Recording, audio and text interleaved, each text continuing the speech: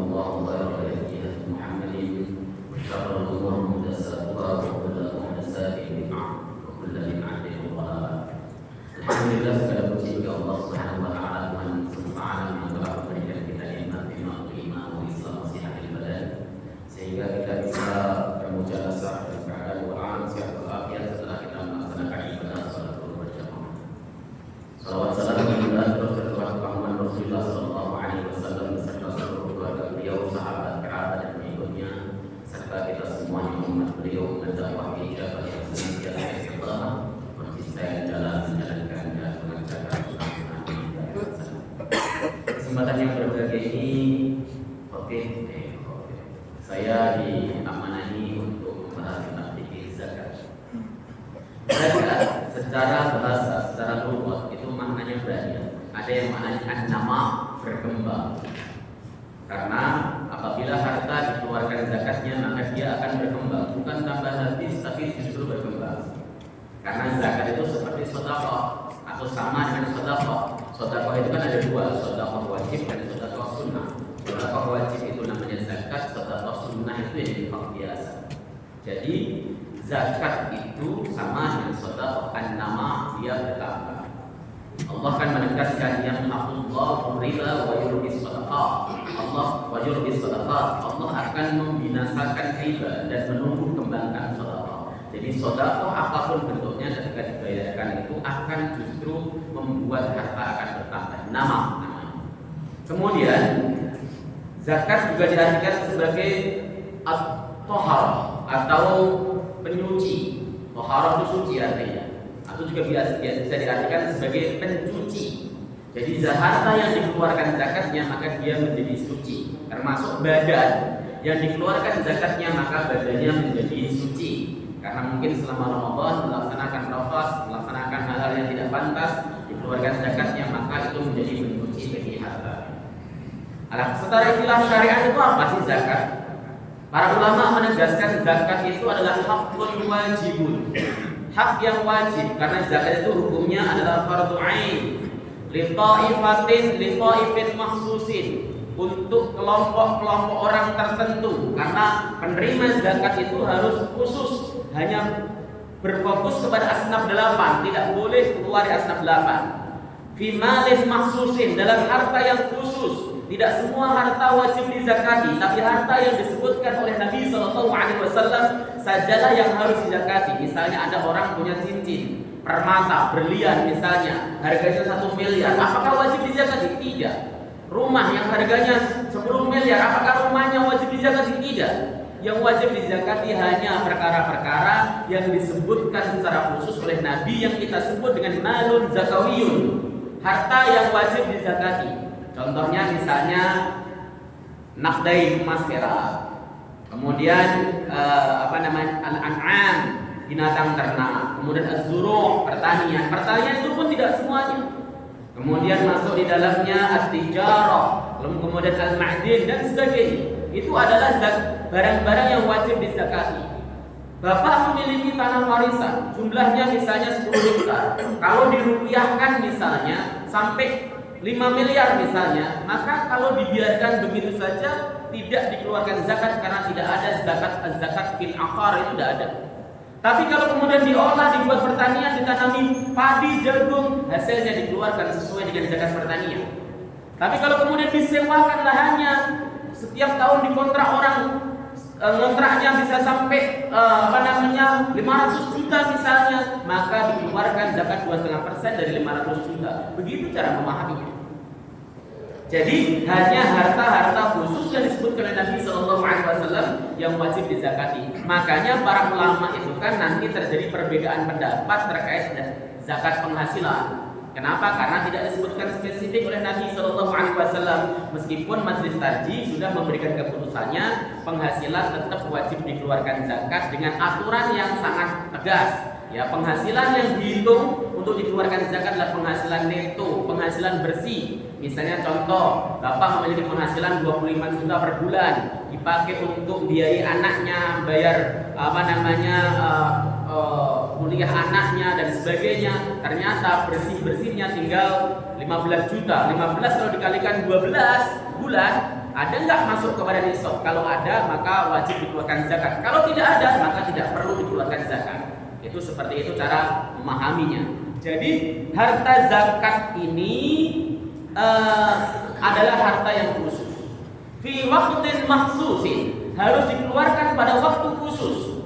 Misalnya kalau padi atau jagung adalah saat panen. Kalau kemudian emas perak adalah setahun, dan ada aturan-aturan yang harus ditepati wasara itu maksusah dengan syarat-syarat yang ditentukan. Itu definisinya. Kalau kemudian Bapak memiliki al-amwal az-zakawiyah atau malun zakawiyun, harta yang wajib dizakati, jika memenuhi kriterianya maka wajib dikeluarkan zakat. Misalnya Bapak memiliki emas, ibunya terutama ibu memiliki emas, perhiasan emas.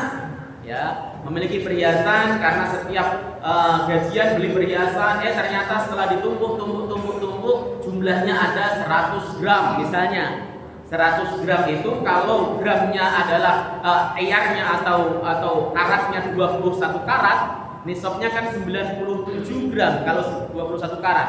Kalau emasnya 24 karat, ya nisabnya itu 85 gram misalnya. Ibu punya perhiasan, jumlahnya misalnya sudah 100 gram. Apakah wajib dikeluarkan zakatnya? Wajib. Selagi sudah ada 1 tahun dipakai atau tersimpan selama 1 tahun, sudah memasuki nisab, dikeluarkan zakat 2,5%. Itu aturan syariat. Kalau tidak, maka kita kena ancaman Quran, walladzina yaknizuna adz-dzahaba wal fiddata fala yunfiqunaha fi sabilillah fabashshirhum bi'adzabin alim. Siapapun mereka yang menyimpan emas dan perak dan tidak mengeluarkan zakatnya di jalan Allah Subhanahu wa taala, maka informasikan kepada mereka azab Allah Subhanahu wa taala yang sangat pedih. Ya.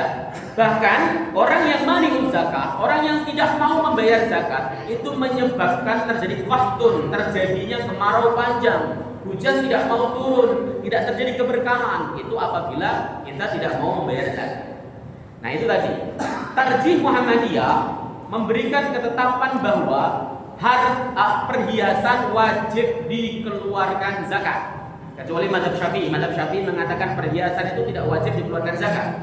Tapi kalau tarjih mengatakan dalam buku HPT 1 dikatakan bahwa perhiasan perempuan harus dikeluarkan zakat jika sampai nisab. Sampai nisab tadi ukurannya kalau emas 21 karat itu adalah 97 gram. Kalau emasnya itu adalah 24 karat 85 gram. Sekarang harga emas 21 itu sekitar 2.100.000. Kalau harga emas 24 karat sekitar 3 juta, tinggal dikalikan, setara dengan 250 juta. Nah, uang bagaimana?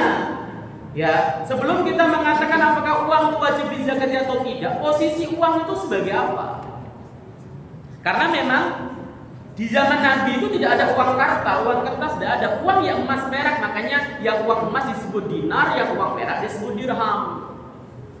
Nah, para ulama berbeda pendapat terkait masalah uang ini. Apakah uang itu termasuk sebagai setara dengan emas perak atau tidak? Itu memang berbeda pendapat. Ada 5 pendapat setahu saya.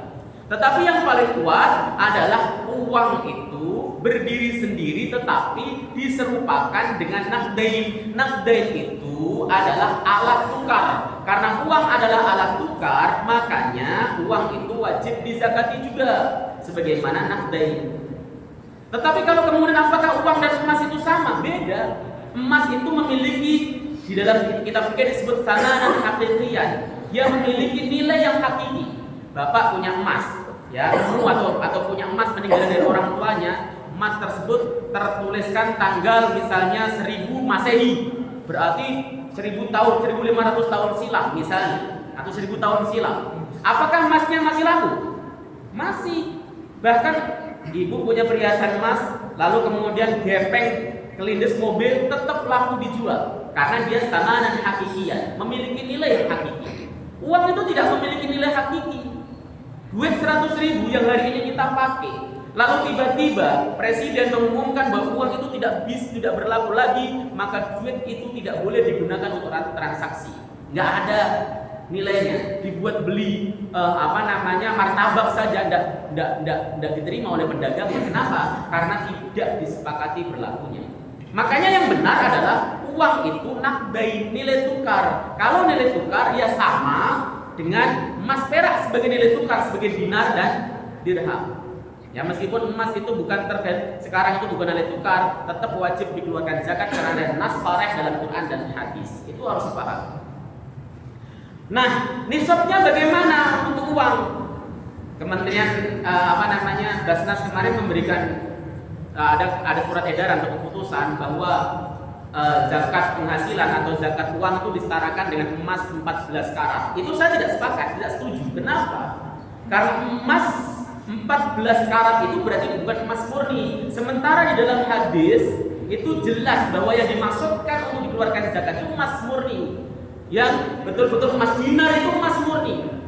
Ya, setiap dari 85 gram itu dikeluarkan 2,5%-nya. Nah, kalau kemudian 14 karat itu berapa persen emas yang ada di situ? Begitu.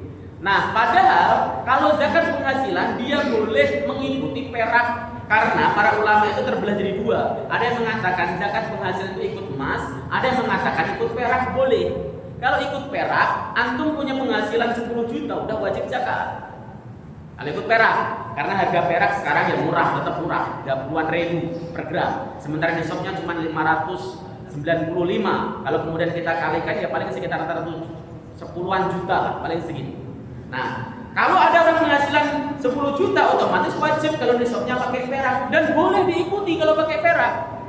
Hanya saja kenapa mayoritas ulama lebih suka memilih emas? Karena nisab zakat itu berdekatan, Pak, nilainya. Sekarang contoh, nisabnya seekor zakat onta itu adalah 5 ekor onta.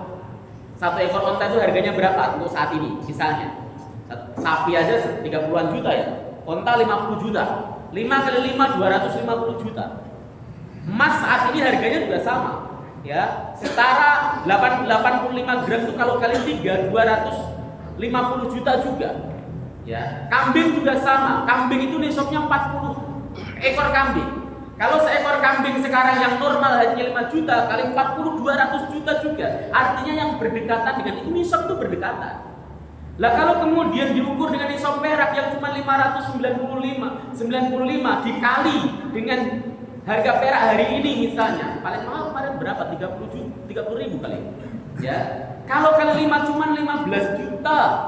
Kalau 15 juta dengan 200 juta jauh. Makanya orang yang disebut kaya itu adalah mereka yang memiliki harta satu nisab setara dengan 250 juta. Setara dengan 5 ekor onta, 40 ekor kambing dan sebagainya cara menghitungnya. Kalau orang memiliki satu nisab perak maka tidak dianggap sebagai orang kaya. Wong penghasilannya cuma 15 juta. Makanya jumhur ulama lebih suka mengatakan bahwa nisabnya gaji penghasilan seseorang itu disetarakan dengan nisab emas bukan nisab perak. Tapi jika kemudian Bapak pengen, saya pengen ngeluarin zakat saya Ustaz, saya pakai ukurnya nisab perak seperti kata Syekh Shalih Al-Munajjid misalnya, boleh nggak? Boleh, sah. Kenapa? Karena Rasulullah memberikan opsi, boleh dengan setarakan dengan emas, boleh dengan perak. Seperti itu. Jangan pakai emas tapi karatnya dikurangi jadi 14%. Yang 14 karat itu adalah sesuatu hal yang menyalahi nas. Baik. Jadi Pak, yang dimulakan oleh Allah Subhanahu wa taala. Harta yang kita miliki, kadang-kadang kita memiliki harta itu dihutang orang. Kita punya duit karena saudara kita butuh dihutang, jumlahnya 100 juta. Kalau kemudian 100 juta yang dihutang sama adik kita tersebut, kita gabungkan dengan uang kita yang ada di dalam rekening, itu ada satu nisab. Tapi kalau tidak digabungkan maka tidak ada satu nisab. Terus bagaimana kita mensikapi piutang yang kita miliki? Apakah setiap tahun wajib dikeluarkan zakat? Ulama berbeda pendapat. Ya, sahabat berbeda pendapat. Ada yang mengatakan piutang tersebut ditafsir atau diklasifikasikan. Kalau yang berhutang miskin, bangkrut, tidak mungkin dia bisa jadi kaya lagi, bangkitnya lagi susah misalnya. Ya, baru bikin dapur MBG ternyata dicabut izinnya, itu kan bangkrut total itu. Misalnya, karena investasinya ratusan juta, belum balik modal, sudah dicabut izinnya karena ada sesuatu hal. Nggak mungkin balik. Maka kata para ulama, yang tadi duit diutang tidak usah digabungkan dengan uang kita untuk dikeluarkan zakat. Yang kedua, jika yang bersangkutan itu orang yang mampu, kaya, ya mampu, dia mampu membayar hutangnya. Misalnya contoh adik kita minjem, dia mampu, dia berkata bahwa nanti 2 tahun akan saya bayar lunas mas. Berlaku tahun sekarang lewat, maka tahun itu wajib dikeluarkan zakat dari uang yang dipinjam oleh adik kita karena dia mampu dan dia mengakui punya hutang. Beda kalau nggak mengakui, saya nggak pernah punya hutang kok sama ente misalnya, itu bisa tidak diwajibkan untuk mengeluarkan zakat. Nah, pendapat Syekhul Islam Ibnu Taimiyah, beliau mengatakan bayar zakatnya itu kalau sudah dibayar. Nih kita punya duit piutang 100 juta di orang, belum dibayar tahun itu lewat, belum wajib dibayar, nggak usah digabungkan. Ketika 2 tahun kemudian dia baru dibayar, maka dia cukup mengeluarkan zakat 1 tahun itu saja, dikeluarkan 2,5%. Itu pendapat yang dirasa paling adil. Kenapa? Karena tidak membebani orang yang punya harta. Jamaah yang digunakan oleh Allah Subhanahu wa taala. Zakat fitrah tasarrufnya tidak boleh kepada asnaf 8, itu zakat mal. Zakat mal itu tasarrufnya kepada asnaf 8. Fakir, miskin, kemudian mu'alaf, amil, gharib, kemudian siapa lagi? Riqab, ya, budak, kemudian sabilillah, ibnu sabil, ya. Jadi ada 8 asnaf yang memang berhak menerima zakat. Selain 8 asnaf itu tidak diperbolehkan untuk zakat mal, ya. Makanya sering saya katakan, apakah panitia zakat itu termasuk amil? Tidak termasuk amil. Yang masuk amil itu kalau jadi UPZ, unit pengumpul zakat, yang dapat SK dari negara, itu zakat kepada UPZ begitu dimasukkan langsung sah. Nah ini kan kemudian tidak berlaku kalau kemudian ambil zakat, pengurus untuk panitia zakat. Karena panitia zakat itu posisinya hanya sekedar wakil zakat, orang yang diwakili untuk mendistribusikan zakat. Begitu kan? Ada yang tanya, Ustaz, panitia zakat itu mendapat zakat fitrah dari jamaah, lalu kemudian kita distribusikan kepada orang fuqara miskin. Orangnya pulang kampung, bolehkah kita berikan pada saat nanti misalnya pas selesai lebaran? Tidak boleh kalau dia panitia, kalau amil boleh. Kecuali dia sudah menghubungi yang bersangkutan, dia menerima dan dia titip kepada kita, itu lain ceritanya. Tetapi kalau kemudian ditahan oleh panitia, itu tidak diperbolehkan karena panitia tidak merupakan bagian daripada mustahik zakat. Ini untuk zakat mal. Nah makanya kemudian zakat mal itu arahnya bisa ke sabilillah. Kalau sabilillah itu kerannya itu dibuka lebar di sana. Itu yang diikuti Muhammadiyah juga. Makanya santri, guru, mahasiswa, siswa, ya itu termasuk dalam kategori sabilillah. Pengurus masjid, perbom itu termasuk sabilillah. Versi Muhammadiyah dan versi jumhur ulama masa kini juga. Dalam fatwa Darul Iftah Mesir, Majelis Ulama Indonesia, sabilillah itu kullu sabilin khairin, setiap jalan kebaikan itu sabilillah. Sampai di sana. Ya, makanya kalau kemudian kita itu kerannya dibuka, hampir semuanya boleh mendapatkan zakat mal. Tapi kalau zakat fitrah, Madhab Ahmad bin Hanbal itu mengatakan penyaluran zakat fitrah itu hanya kepada fuqara wal masakin, tidak boleh kepada yang lain. Dan itu yang dipilih Tarjih Muhammadiyah dalam HPT 1. Zakat fitrah itu sasarannya adalah fuqara wal masakin berdasarkan hadis Nabi sallallahu alaihi wasallam, farada Rasulullah sallallahu alaihi wasallam zakatul fitri, Rasulullah mewajibkan zakatul fitrah tuhmatan lis-sa'im, tuhratan lis-sa'im min al-lagwi war-rafas wa tuhmatan lil masakin, sebagai pembersih bagi orang yang berpuasa dari perbuatan sia-sia dan rafas, serta sebagai pemberian makan kepada orang-orang miskin. Begitu kan? Nah, pemberian makan kepada orang miskin itu artinya zakat fitrah memang diarahkan untuk pemberian makan orang miskin. Bolehkah zakat fitrah diberikan oleh sabilillah? Kalau menurut Majelis Tarjih tidak boleh. Yang memperbolehkan itu mazhab Syafi'i. Memperbolehkan, dibolehkan. Kenapa? Tasarruf zakat fitrah sama dengan zakat mal kepada asnaf 8. Tapi kalau mazhab Ahmad, tasarruf zakat fitrah itu hanya untuk fuqara wal masakin, dan itu yang kemudian diamini oleh Majelis Tarjih. Artinya apa? Untuk orang yang berzakat fitrah di kita, ingat sasarannya hanya fuqara wal masakin. Itu yang dipegang Tarjih. Tapi kalau madzhab Syafi'i boleh, mau kepada sabilillah, kepada ibnu sabil, kepada riqab, kepada mu'allaf dan sebagainya, itu diperbolehkan kalau versinya Syafi'iyah. Ya, dan orang biasanya di Indonesia prakteknya untuk zakat fitrah masih menggunakan perspektif Syafi'i, bukan menggunakan perspektif Ahmad atau mengamalkan dari putusan majelis tarjih yang mengatakan hanya kepada fuqara dan masakin. Itu tadi. Nah, bolehkan memberikan zakat itu kepada orang-orang yang tidak sholat, tarikus sholat. Ada orang fakir, tidak pernah sholat. Ada orang miskin, tidak pernah sholat. Bolehkan dikasih zakat? Menurut pendapat yang kuat, kita membayar zakat itu ibadah. Kita membayarkan zakat kepada ahli ibadah.